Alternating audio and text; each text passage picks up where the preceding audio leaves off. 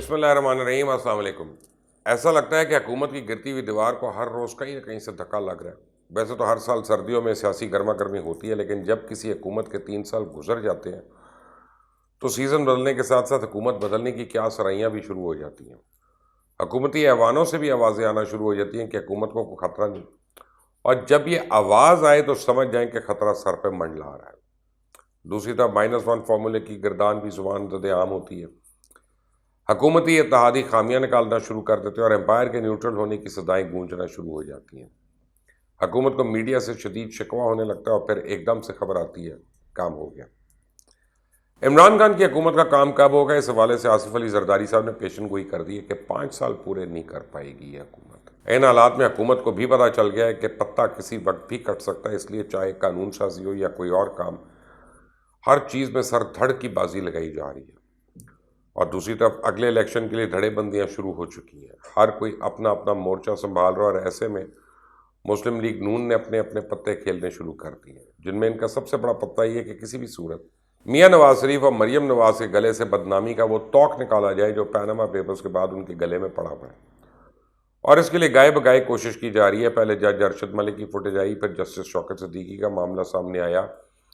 اب گلگت بلتستان کے سابق چیف جسٹس رانا شمیم کا سابق چیف جسٹس ثاقب نثار کے بارے میں بیان حلفی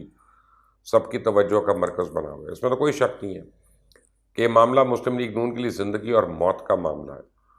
اور اس کے لیے ایفیڈیوٹ لکھوانے کے لیے کچھ بھی کر سکتے تھے، اور اس بات کی نشاندہی کہ میاں نوازی کے کاغذات اور اس بیان حلفی کو اٹیسٹ کرنے والا نوٹری پبلک ایک ہی ہے، کوئی اچنبے کی بات نہیں۔ جبکہ تحریک انصاف کی کل سیاست ہی یہ ہے کہ وہ دودھ کی دھلی اور باقی سب جماعتیں اور ان کی لیڈر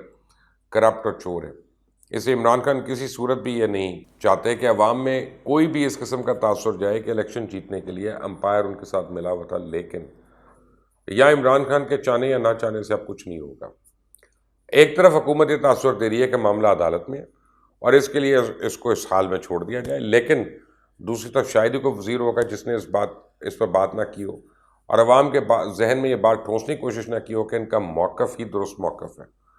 اور اگر تمہیں یہ موقف نہیں سمجھ آتا تو یقیناً تمہاری سمجھ بوجھ اور عقل کے ساتھ ہی مسئلہ۔ اب عمران خان نے اپنے قانونی ماہرین سے نہ صرف اس پر بریفنگ لی بلکہ اٹارنی جنرل کو بیرون ملک دورہ کینسل کر کے عدالت میں پیش ہونے کے لیے کہا۔ اس سے ظاہر ہوتا ہے کہ تحریک انصاف اس معاملے کو کتنا سیریس لے رہی، کیونکہ اگر یہ کیس پولیٹیکل انجینئرنگ ثابت ہو گیا تو تحریک انصاف کی سیاسی قبر کھود جائے گی اور اس کی رہتی سیاسی ساکھ بھی تباہ ہو جائے گی۔ آصف علی زرداری نے جسٹس ثاقب نثار پر الزامات کے حوالے سے کہا کہ پہلی دفعہ نہیں ہوا، ہمارے پاس سیف الرحمان اور جسٹس قیوم کی بھی ٹیپس موجود ہیں۔ قصہ مختصر، انہوں نے سادہ الفاظ میں کہہ دیا کہ رانا شمیم نے جو الزامات لگائے وہ کوئی انہونی نہیں ہے، ماضی میں بھی ایسا ہوتا رہا، اور جو بھی امپائر اور فرشتوں کی مدد سے آتا ہے اس کے لیے ایسے ہتھ کنڈے استعمال کرنا ایک روایت ہے۔ اب اس خبر کے منظر عام پہ آنے کے بعد جہاں حکومتی حلقوں میں دوڑیں لگی ہوئی ہیں، وہیں اعلیٰ عدالت نے بھی اس معاملے کا نوٹس لے لیا، اور سابق چیف جج رانا شمیم، انصار عباسی، میر شکیل الرحمان، عامر غوری اور رانا شمیم کے خلاف باقاعدہ توہین عدالت کی کارروائی شروع کرنے کا فیصلہ سنا دیا۔ 7 دن میں جواب جمع کرانے کی ہدایت کرتے ہوئے سماعت 26 نومبر تک ملتوی کر دی، جبکہ رانا شمیم عدالت سے غیر حاضر تھے۔ اس پر ان کے بیٹے نے کہا کہ والد صاحب رات اسلام آباد پہنچے، طبیعت ٹھیک نہیں ہے۔ رانا شمیم کے بیٹے نے عدالتی عملے سے کمرے عدالت میں ویڈیو چلانے کی اجازت بھی مانگی۔ اب گلگت بلتستان کے سابق چیف جسٹس رانا شمیم کا کہنا ہے کہ اپنے بیان حلفی میں لکھی تحریر پر قائم ہے، اور یہ کہ وہ بڑے عرصے سے اس کا بات کا بوجھ اپنے ضمیر پر لے کے چل رہے تھے، لیکن اب مزید اس بوجھ کو اٹھانے کی ہمت نہیں تھی، اس لیے انہوں نے اس واقعے سے متعلق بیان حلفی پہ سب کچھ کہہ دیا۔ حقائق جاننے کے لیے کوئی کمیشن بنایا جاتا ہے تو اس کے سامنے پیش ہونے کے لیے تیار ہے۔ تو سابق چیف جسٹس ثاقب نثار کے وفد میں 2 بزنس مین بھی شامل تھے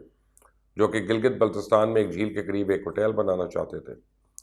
سابق چیف جسٹس میاں ثاقب نثار کا اپنے دفاع میں کہنا ہے کہ کیسے اتنی حساس باتیں وہ گلگت بلتستان کے چیف جسٹس کے سامنے کر سکتے ہیں، اور وہ یہ کہ کیا ان کو ریلیکس ہونے کے لیے چائے کا کپ اس وقت کے گلگت بلتستان کے چیف جسٹس رانا شمیم سے ہی پینا تھا۔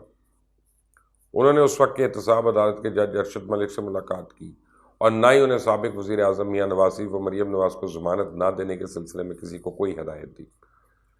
جھوٹ کے پاؤں نہیں ہوتے، اسی لیے اس بیان پہ چارہ جوئی کر کے رانا شمیم کو کہ اس بیان کو اہمیت نہیں دینا چاہتے۔ میرے خیال میں عدالت کا چاہے جو بھی فیصلہ ہے تیر کمان سے نکل چکا ہے، اور نواز شریف کو سزا کے فیصلے کو اس حد تک متنازع بنایا جائے گا کہ ووٹرز چکرا جائیں۔ ویسے بھی پاکستان میں حقیقت کو متنازع بنا کے عوام سے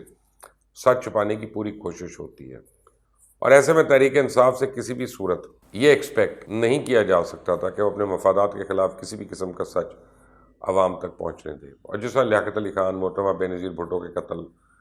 بڑے بڑے کیسز اور جوڈیشل انکوائریوں کے ساتھ ہوا، وہی مقدر اس کیس کا بن سکتا ہے۔ نون لیگ بڑے فخر سے کہے گی کہ ہمیں تحریک انصاف کے دور میں بدترین سیاسی انتقام کا نشانہ بنایا گیا، اور تحریک انصاف چور چور کا لاگ رابطی رہی، اور پاکستان کے عوام نااہل حکمرانوں میں یہ موازنہ کر کے ووٹ ڈالتی رہے گی کہ زیادہ کرپٹ کون ہے، کم کرپٹ کون ہے، وہ کھاتا ہے، لگاتا ہے۔ اور پاکستان کی جمہوریت کی یہی بد نصیبی ہے کہ یہاں دوسروں پہ کیچڑ اچھال کر ووٹ لیا جاتا ہے، یہاں عوام کو بتایا جاتا ہے کہ دیکھو وہ کتنا بڑا چور ہے اور کیسے تمہارے ملک کو لوٹ کھسوٹ کے کھا گیا، اور عوام کو جھوٹے خواب دکھائے جاتے ہیں، ان کے جذبات، امید اور اپنے ملک سے محبت کے جذبوں سے کھیلا جاتا ہے، اور کبھی ایک جماعت کا پتلی بن جاتی ہے تو کبھی دوسری جمہوریت کے نام پہ باری لگاتی ہے۔ اور جب کبھی پاکستان میں جمہوریت کو سیاسی جماعتوں کی ضرورت پڑتی ہے تو یہ ہمیشہ جمہوریت کے مقابلے میں اپنے ذاتی مفادات کا بھی ساتھ دیتے نظر آئے۔ کبھی عدالتوں کی عزت کا رونا رویا جاتا ہے، ضرورت پڑے تو ان پر حملہ بھی کر دیا جاتا ہے، اور میں لانگ مارچ کروں تو اصولی سیاست، دوسرا لانگ مارچ کرے تو اسے دہشت گردی یا یعنی امن کے خلاف قرار دیا جاتا ہے۔ آئین کو ان سیاسی جماعتوں نے اپنے گھر کی لانڈی بنایا ہوا ہے، جب چاہتے ہیں اس کی حرمت کی قسمیں کھانا شروع ہو جاتے ہیں، اور جب چاہتے ہیں اس کو پامال کر دیتے ہیں۔ اپنا فائدہ ہو تو آئین کی حرمت، فائدہ نہ ہو تو کوئی اور عذر نکال دی جاتی ہے۔ کبھی عدلیہ کی آزادی کے لیے پورے ملک کو الٹا پلٹا کر دیا جاتا ہے، اور کبھی صادق اور امین کا رونا رو کے عوام کو بیوقوف بنایا جاتا ہے۔ جس طرح اشتہار میں کسی چیز کی خواہش پیدا کی جاتی ہے، سیاسی لیڈر اسی طرح بڑے بڑے جھوٹے وعدے کر کے عوام میں اپنے اقتدار کی خواہش پیدا کرتے ہیں، اور جب عوام ان پہ اعتماد کر کے انہیں مسند اقتدار پہ بٹھا دیتی ہے تو پتہ چلتا ہے یہ تو پہلوں سے بھی گئے گزرے۔ 70 سال سے پاکستان میں ایک ہی طرح کا کھیل، ٹائٹل بدل بدل کے کھیلا جا رہا ہے، اور عوام فاقوں سے خودکشی پہ آ گئی ہے۔ غریب کو تو سمجھ نہیں آ رہی وہ کیا کرے، دوائی لے تو روٹی کے پیسے نہیں، بچوں کو تعلیم دلوائے تو گھر کے کرائے کے پیسے نہیں، دکھوں کی ماری عوام ایک پارٹی سے دوسری پارٹی کے دھکے اسی طرح کھا رہی ہے جیسے ایک لا علاج بیماری کا مریض ایک سے دوسرے ڈاکٹر کے پاس چکر لگاتا ہے، لیکن مرض کی تشخیص نہیں ہوتی۔ کیا پاکستان اسی طرح گھسٹتا رہے گا؟ کیا پاکستان میں کوئی بھی بل گیٹس یا جیف بیزوس پیدا ہوگا، یا عوام دو وقت کی روٹی سے آگے نہیں نکل پائے گی؟ کیا پاکستان کو چلانے والے کبھی اپنے مفادات سے بالا تر ہو کے ملک کے بارے میں سوچیں گے، یا اسی طرح عوام کے ساتھ پتلی تماشا کھیلتے رہیں گے؟ امیدیں ٹوٹ رہی ہیں، لوگ مایوس ہو رہے ہیں۔ پاکستان کو صحیح سمت پر اگر اب نہیں ڈالا گیا تو شاید پھر کبھی موقع نہ مل پائے۔ سوچنے کی بات ہے۔ آئندہ تک کے لیے اجازت دیں، اس چینل کو سبسکرائب کریں، بیل آئیکن کو پریس کریں۔ اللہ حافظ۔